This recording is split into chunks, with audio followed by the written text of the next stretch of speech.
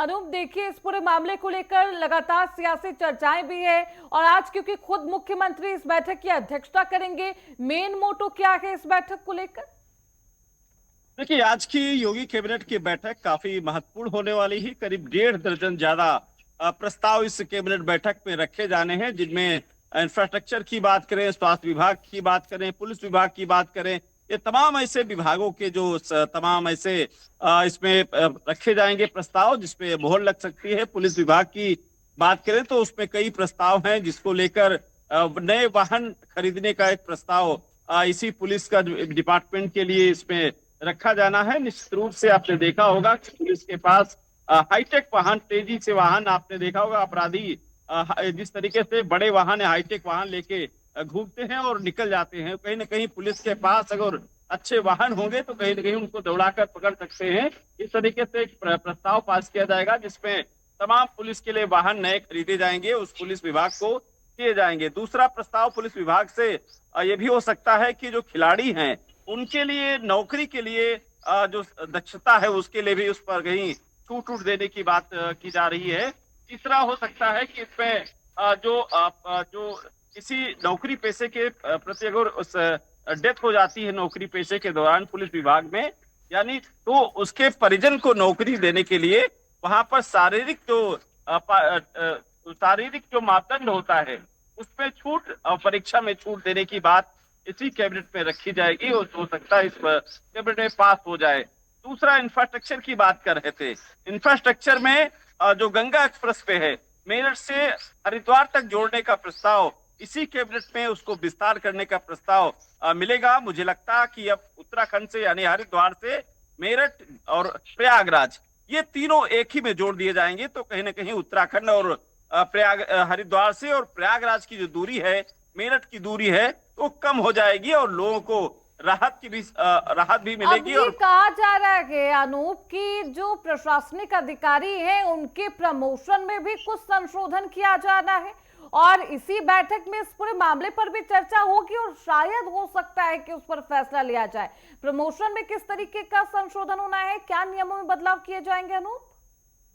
और देखिए, प्रमोशन में संशोधन को लेकर के नई नीति का इसमें बदलाव होना है, जिस खासकर जो जानकारियां मिल रही है, प्रमोशन अब उसी व्यक्ति का होगा जो बेहतर काम करेगा। हम्म। यानी उसके काम की जो एक पूरा खाका तैयार किया जाएगा। जिस तरीके से मुख्यमंत्री योगी आदित्यनाथ हम्म। भी उत्तर प्रदेश के सभी डीएम का देखा, जिस तरीके से इसकी मॉनिटरिंग करते हैं, बाकायदा उसकी रिपोर्ट जारी होती है। तो कुल मिला के प्रमोशन में भी उसी का प्रमोशन होगा जो काम बेहतर करेगा, सरकार की जनता के हित में काम करेगा और विभाग को आगे बढ़ाएगा। ऐसे तमाम जो चीजें, छोटी छोटी चीजें हैं, वो प्रमोशन नीति में जोड़ी जा सकती हैं। आज के कैबिनेट बैठक में ये प्रस्ताव रखा जाना है। दूसरा, इधर पश्चिम में जिस तरीके से मैनपुरी में एक बात करें तो वहां पर कुछ जमीन है, वो पर्यटन विभाग को देने के लिए इस प्रस्ताव में रखा जाएगा, उसमें विकास के लिए।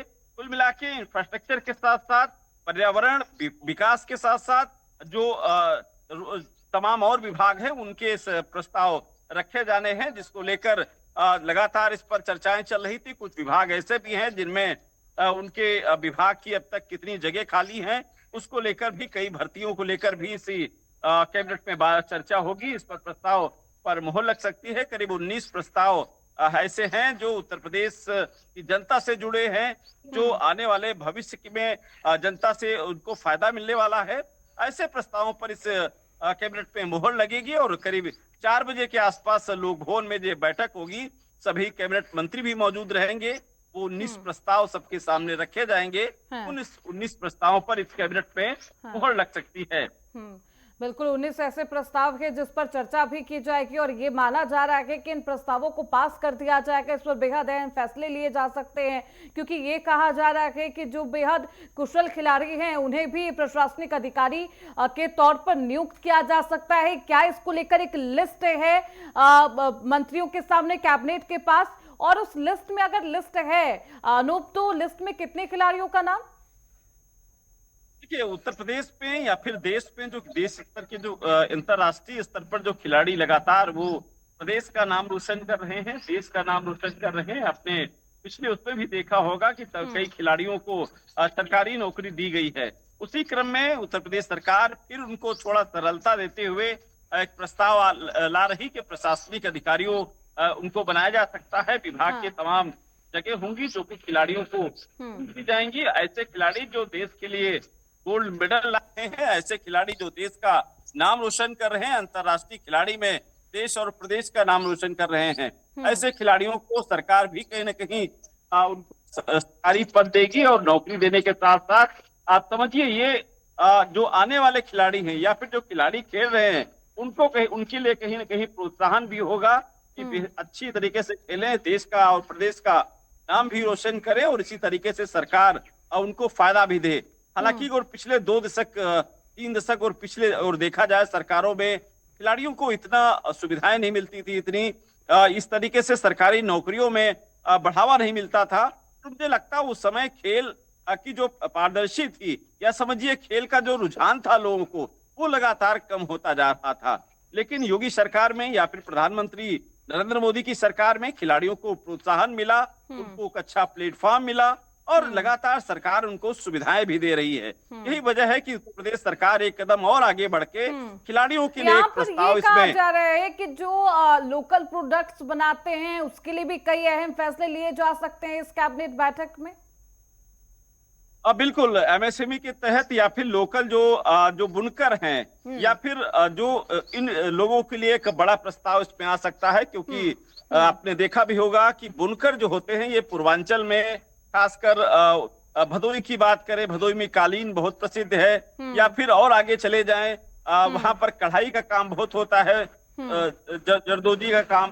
तो ऐसे लोगों को सरकार इस के लिए पूरी एक नीति का बदलाव कर रही है जिसमें इस कैबिनेट बैठक पे रखा जाना है। इसमें तमाम इस पर चर्चा भी होगी कि किस तरीके से उनको फायदा दिया जाए। उत्तर प्रदेश में एक बड़ी संख्या में बुनकर हैं जो इस तरीके से काम करते हैं, उनको लिए तो देखिए लाभ देने के लिए हो या फिर वोकल फॉर लोकल, योगी सरकार इस दिशा में भी काम कर रही है ताकि जो प्रोडक्ट्स बनाते हैं लोकल लेवल पर बनाते हैं उन्हें किसी तरीके की दिक्कत ना हो, उनकी जो आर्थिक स्थिति है, जो फाइनेंशियल स्टेटस है, कंडीशन है, उसे भी दुरुस्त किया जाए। अनूप देखिए एक झांसी लिंक परियोजना है, इसको लेकर एक विस्तार से चर्चा भी की गई है, क्या इस पर भी फैसला आ सकता है? कहा यह जा रहा है कि इस पर भी प्रस्ताव पास किए जा सकते हैं इस बैठक में।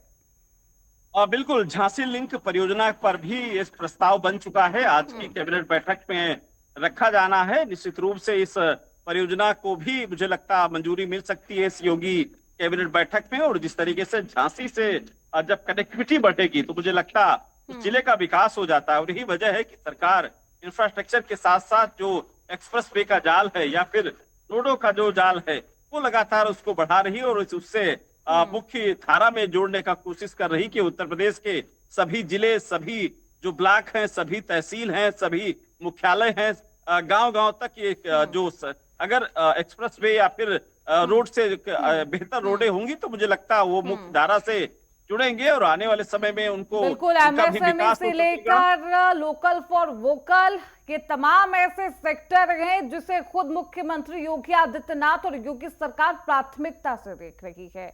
लोगों की आर्थिक स्थिति को और भी बेहद सुदृढ़ करना एक ये प्राथमिकता है, प्रतिबद्धता है सरकार की। लेकिन आज की इस बैठक में अनूप देखना बेहद दिलचस्प होगा किन किन फैसलों पर और किन किन प्रस्तावों पर मुहर लगती है। बहुत शुक्रिया आपका इन तमाम जानकारियों के लिए।